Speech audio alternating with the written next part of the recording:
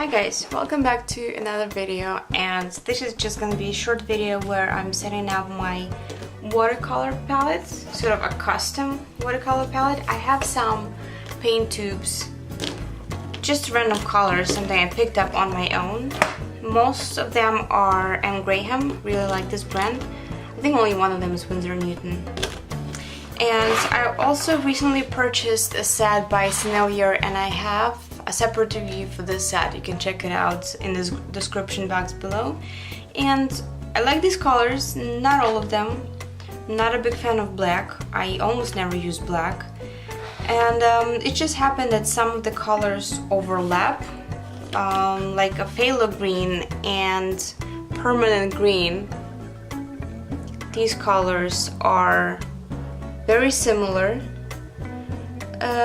Both have the same light fastness and almost the same pigment. The phthalo green by Senhelier uses PG7, which is pigment green 7, and pigment yellow 153. And this permanent green pale by M.Graham uses pigment green 7 and pigment, sorry, you can't see this, pigment green 7 and pigment yellow 3. So, but they are fairly similar in color if you compare them. This one is the M.Graham and this green is by Senhelier. And it doesn't make sense for me to use both of them in my palette, so I'm gonna pick one. And I'm thinking to use the Senhelier because it just appears probably hard to see on the camera, but in real life it appears a little. Well, actually, you know what? I'm gonna use the M.Graham one because it goes to a little darker color in there. You can see. So, okay, I'm gonna set up. First, I'm gonna pick the colors. I've swatched some of the colors, and I am not gonna use this permanent magenta from Senhelier brand. I also have to decide between this phthalo blue and this phthalo blue. This is from Senhelier and this is from M.Graham. First, I want to compare the pigments. They're both used the same pigments, and this is a single pigment color, so they both are very good quality and they mix well with other colors. And I'm thinking this one I'm gonna use the Senhelier because it just has a nicer tone to it. I don't know how to explain it. I just really like this color. I am not gonna use black from the Senhelier. I don't use black at all. And I've picked up Payne's Gray from M.Graham, and I really like how this color mixes with either burnt sienna or even raw umber by the Senhelier. So I'm gonna take out the colors that I am using. So I'm using Senhelier yellow light. I am using Gamboge by M.Graham. I am gonna use Azo Orange. I think I'm gonna go in like just a color wheel pattern. So I am gonna use Senhelier Red. I'm gonna use Quinacridone Red. This is Quinacridone Magenta. You can see it right here. This is the Quinacridone Magenta by Winsor&Newton.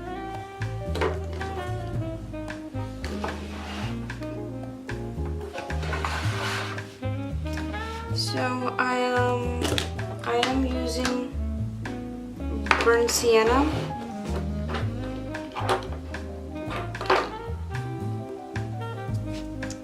I'm also gonna use yellow ochre, which is probably gonna go in here.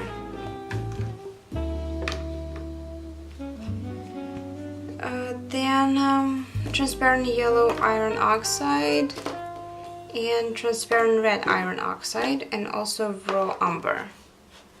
So this is one set, and now we're gonna move on to my blues and greens.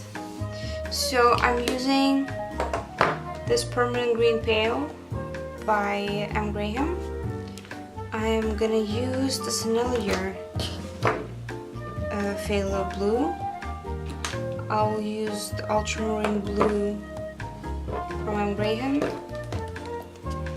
and Viridian. I'm gonna use the Viridian and the forest green.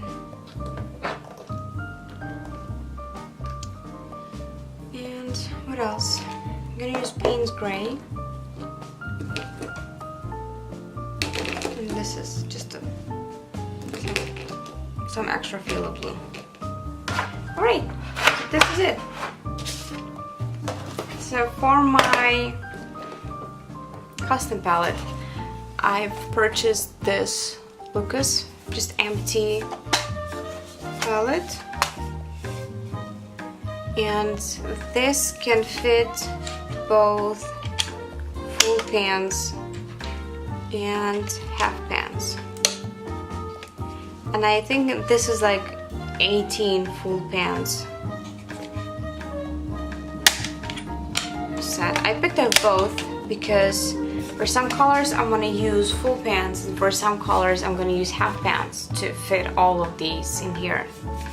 And the nice thing about it is that this middle part where the pans go is magnetic, and you can pick it out and you can use the rest of it as a mixing palette. So that's really nice. And it has a ring on the other side, so you can hold it when you're painting outside.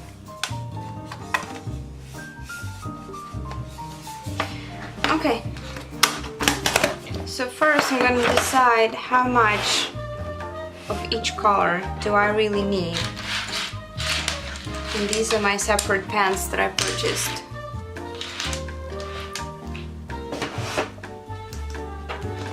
For example, I know that for Quinacridone Magenta, I'm only going to use a half pan of this one. The same is probably for Azo Orange. For the reds, I'm probably going to use full pans. Yellow ochre.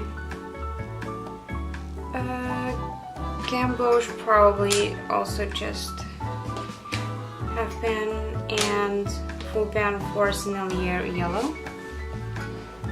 Then burnt sienna, transparent iron oxide, yellow transparent iron oxide red, and raw umber. How many do I have left? Does this even gonna fit? Okay. Use small for pale green. I'm gonna use small one for Viridian.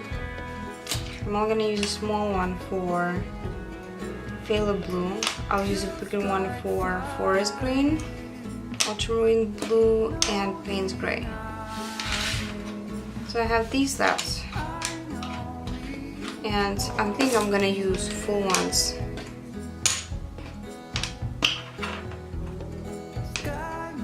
For these. Okay, and that we got all figured out. I'm gonna use this nicely to the side. I mean, as nice as I can.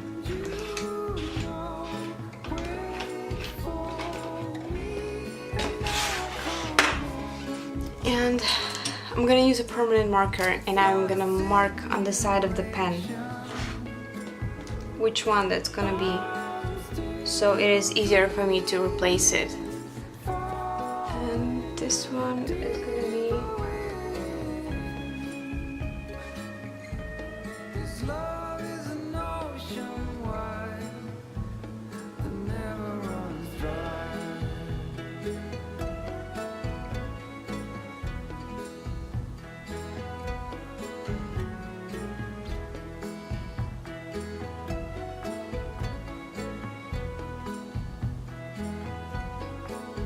Okay, not the easiest task to do.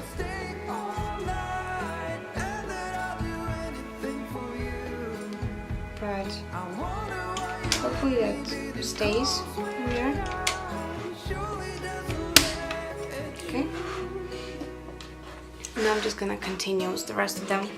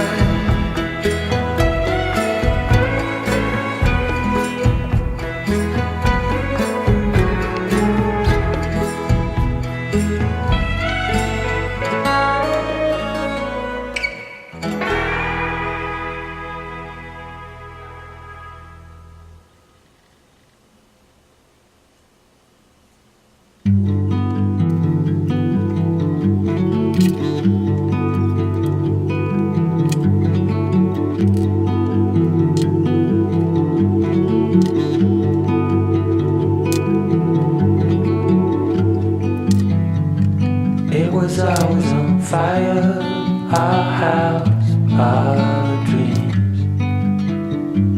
We were dancing on a wire, reckless it seems.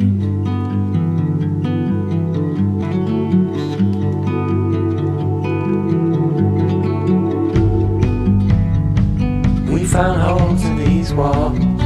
We like what we saw.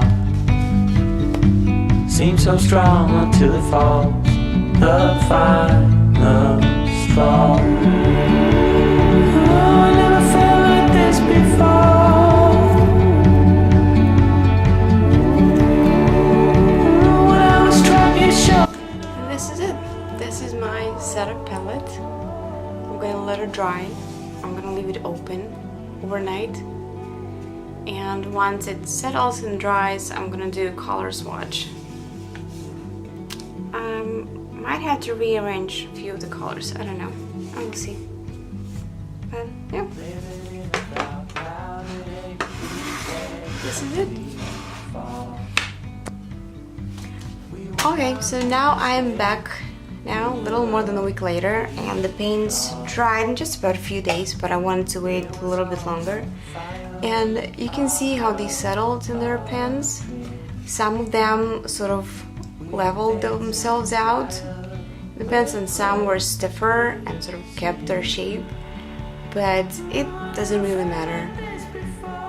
And they're not falling out. Oops! Well, this one fell out, but it's just the pen. I mean, the paint itself, it's not falling out of the pen. And so what I think I'm going to do, I'm going to put a strip of double-sided tape on these panels, on these metal panels, or a magnetic strip, just to make sure they don't fall out, because I used some of the full pans and some of the half pans, and they're by different brands. You can see that some of them are thicker than others, so they're not staying quite tight in there, but it's still okay. And if I wanted to, I could put another row of paints if I want to expand my palette. It would fit quite well in there. Or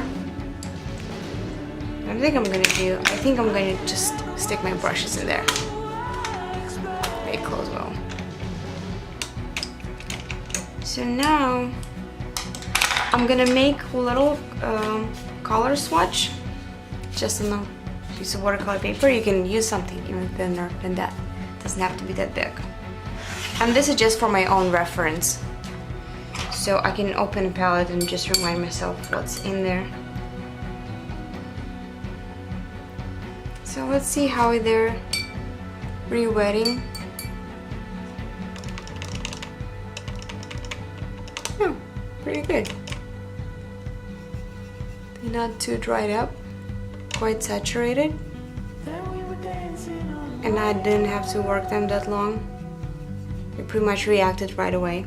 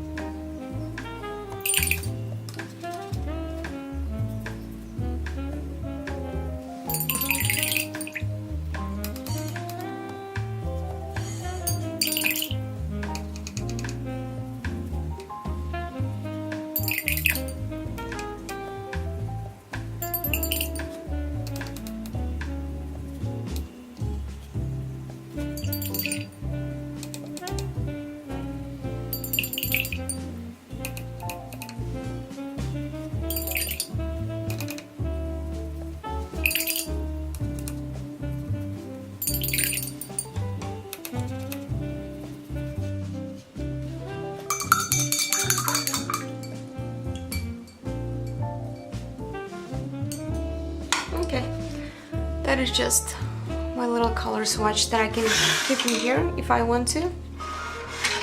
Or what I think I'm gonna do, and I'm gonna stick it to the bottom of this opening part. And that is my palette. I can take it now somewhere when I go outside to paint. And I don't know if I showed it before, but this middle part actually comes out. Not easily, I have to say, but there is a mixing palette underneath it. I don't know where you're gonna put this one while you're painting, but just in case you need more painting mixing surface, you can use that too. Gonna stick it in there. And that is it. Thank you for watching my video. Subscribe if you haven't already, give it a like, and I'll see you in my next one. Bye!